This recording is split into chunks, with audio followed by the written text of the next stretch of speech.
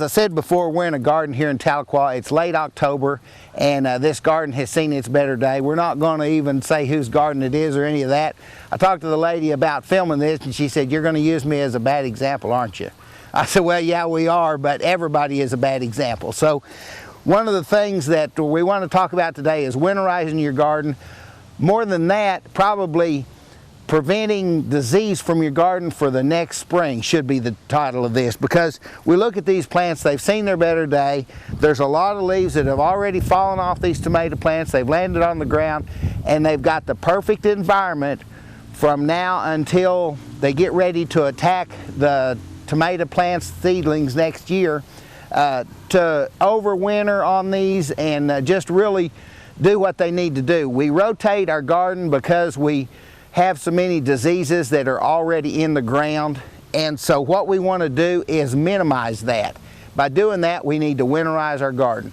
By that I mean whenever it gets to be the time of year that you're done being in your garden, take all the plants out, throw them away, get them away from the garden, get them to where they're not going to be having the leaves there that are overwintering the disease. That's the biggest reason that we do things.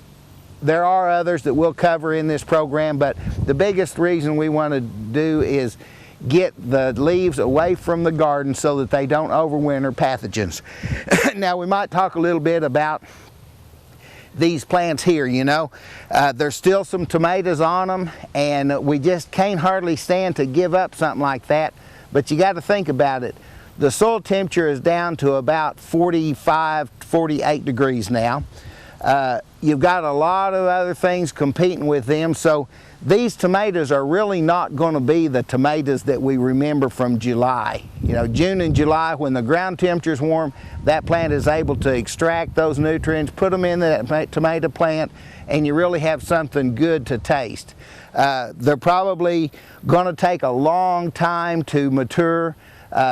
Chances are they'll get frozen back anyway, so really we're way past the time when you ought to go ahead and give it up on the garden and go ahead and get rid of it and do what we were talking about earlier. And everyone at this time of year fights having to do something with their garden. You know, it's football season, there's everything in the world going on.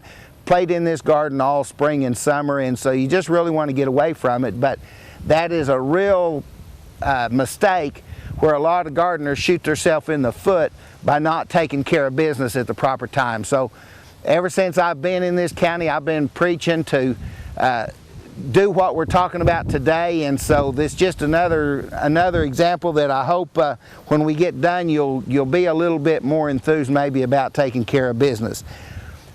In addition to the diseases that will be in the garden soil because plants have been left, you also look around at all the weeds.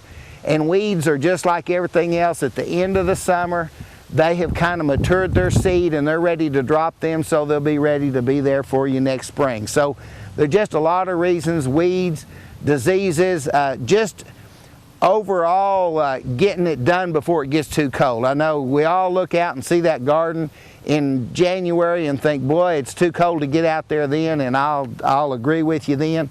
But this fall, and especially earlier, there were some days it was warm enough you could get out here and get this stuff up and get it done. So there's just every reason in the world to do that. We're going to go to commercial break, and when we get back we're going to look at a spot that they've done a little bit more to and talk about some things that you can do.